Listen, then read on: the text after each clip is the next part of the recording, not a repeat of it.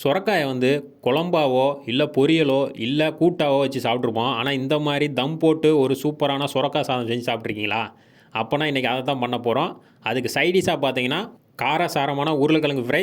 வாங்க எப்படி ஈஸியா பண்ணலான்னு பார்க்கலாம். ஃபர்ஸ்ட்டு நம்ம சொரக்காய நல்லா கிளீன் பண்ணி எடுத்துக்கலாம். சொரக்காய வந்து நம்ம நல்லா பெருசு பெருசா கட் பண்ண போறோம். அதாவது பார்த்தீங்கன்னா தெரியும் எப்படி கட் பண்ண போறோம்னா, ஏன்னா நம்ம சொரக்காய் சாதம் வைக்க போறோம். சின்ன சின்னதா கட் பண்ணோம்னா, நம்ம சாப்பாட்டோட சேர்த்து வேக வைக்கும்போது குழஞ்சிரும். அதனால நம்ம கொஞ்சம் பெரிய பெரிய சைஸா நம்ம கட் பண்ணி எடுத்துக்கலாம். சொரக்காய் வந்து பிஞ்சு விதையா இருந்தா நம்ம அப்படியே சேர்த்துக்கலாம். அது பெரிய பெரிய விதையா இருந்தா தான் அத நம்ம கிளீன் பண்ணி எடுத்துக்கணும். இது தேவையில்ல. அப்படியே முழுசு முழுசா சேர்த்துக்கலாம். சொரக்காவ நல்லா பெரிய பெரிய பீஸா நம்ம கட் பண்ணி எடுத்தாச்சு. இப்போ சொரக்காய் சாதம் பண்ண ரெடி பண்ணிரலாம். கொஞ்சமா எண்ணெய் சேர்த்துட்டு, தாளிப்புக்கு பார்த்தீங்கன்னா, கடுகு, சீரகம், பூண்டு ஒரு 6 பல்லு பூண்டை சின்ன சின்னதாக கட் பண்ணி வச்சுருக்கோம். அதையும் சேர்த்துட்டு, மெயினாக சின்ன வெங்காயம் தான் சேர்க்கணும். நம்மளுக்கு டேஸ்ட்டை நல்லா எடுத்து கொடுக்கும். கொஞ்சமாக கருவேப்பிலை, 2 பச்சை மிளகாய் சேர்த்து லைட்டாக வதங்கி வந்தால் போதும். ரொம்ப வதங்கி வரணும் அவசியம் கிடையாது. இது கூடயே கொஞ்சமாக தக்காளி, கொஞ்சமாக உப்பு அதையும் சேர்த்து லைட்டாக வதக்கி விட்டுறலாம். எல்லாமே ரொம்ப வதங்கின அவசியம் கிடையாது. லைட்டாக வதங்கி வந்தாலே போதும். இப்போது நம்ம சொரக்காயை சேர்த்துட்டு நல்லா பார்த்தீங்கன்னா அதோட பச்சை வாசனை போகிற அளவுக்கு நல்லா வதக்கிடலாம். ஒரு 2 நிமிஷம் நல்லா வதக்கி விட்ருவோம். இதுக்கு மசாலான்னு பார்த்தீங்கன்னா நம்ம வேறு எதுவுமே சேர்க்க போகிறது இல்லைங்க.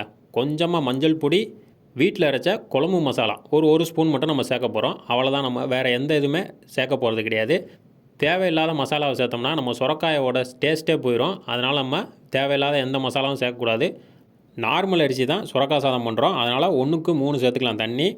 ரொம்ப தண்ணியை சேர்த்துறாதீங்க, ரொம்ப குழஞ்சிரும். அதனால் தேவையான அளவு மட்டும் தண்ணி சேர்த்துக்கோங்க. நல்லா கலந்து விட்டுட்டு தட்டு போட்டு மூடிடலாம். நல்லா கொதித்து வரட்டும். அதுக்கப்புறம் நம்ம கொத்தமல்லியை சின்ன சின்னதாக கட் பண்ணி வச்சுருக்கோம். அதையும் சேர்த்துக்கலாம்.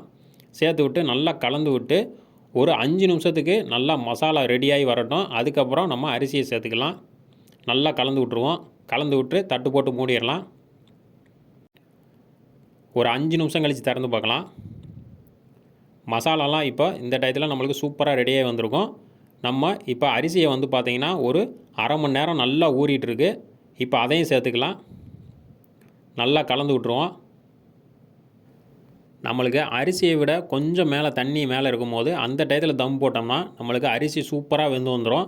தட்டு போட்டு மூடிடலாம். நல்லா கொதித்து வரட்டும். அதுக்கப்புறம் நம்ம பார்க்கலாம். ஒரு 2 நிமிஷம் கழித்து நம்ம திறந்து பார்ப்போம். நல்லா கொதிச்சிருக்கு பாருங்கள். நல்லா பார்த்தீங்கன்னா லைட்டாக மேலே இருக்குது தண்ணி. இந்த டயத்தில் நம்ம தம் போட்டோம்னா கரெக்டாக இருக்கும். ஒரு 10 நிமிஷத்துக்கு சிம்மில் வச்சு அப்படியே விட்டுருவோம். 10 நிமிஷம் கழித்து பார்க்கலாம். அதுக்குள்ளே பார்த்தீங்கன்னா நம்ம உருளைக்கிழங்கை வந்து நல்லா ஃப்ரை பண்ணி எடுத்துக்கலாம். கொஞ்சமாக எண்ணெய் சேர்த்துட்டு கடுகு, சீரகம், மஞ்சள் தூள், காரத்துக்கு நம்மளுக்கு எவ்வளோ மிளகாத்தூள் வேணுமோ அந்த அளவுக்கு நம்ம சேர்த்துக்கலாம். நல்லா காரசாரமாக இருக்கணுங்கிறக்காண்டி நம்ம சேர்த்துருக்கோம். கொஞ்சமாக உப்பு, ஒரு 3 பல்லு பூண்டை சின்ன சின்னதாக நறுக்கி அதையும் சேர்த்துருக்கோம். சேர்த்துட்டு நல்லா பொரிஞ்சு வந்தவுடனே உருளைக்கிழங்கை நல்லா நீளமாக கட் பண்ணி எடுத்துருக்கோம்.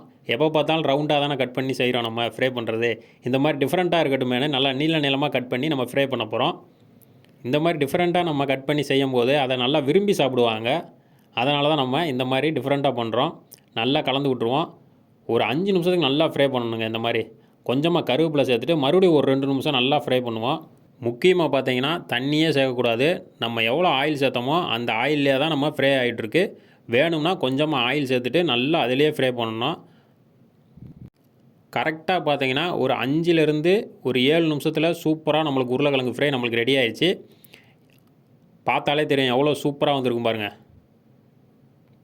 அதுவும் இல்லாமல் சைடிஷாக வச்சு சாப்பிட்றதுக்கு டேஸ்ட்டு பார்த்தீங்கன்னா அவ்வளோ சூப்பராக இருக்கும். இப்போ இங்கே 10 நிமிஷம் ஆயிடுச்சு. நம்ம சொரக்காய் சாதத்தை பார்க்கலாம் எப்படி இருக்குன்னு. பாருங்கள் சூப்பராக இருக்குது பாருங்கள். அரிசியெல்லாம் நல்லா உதிரியாக வந்திருக்கு பாருங்கள்.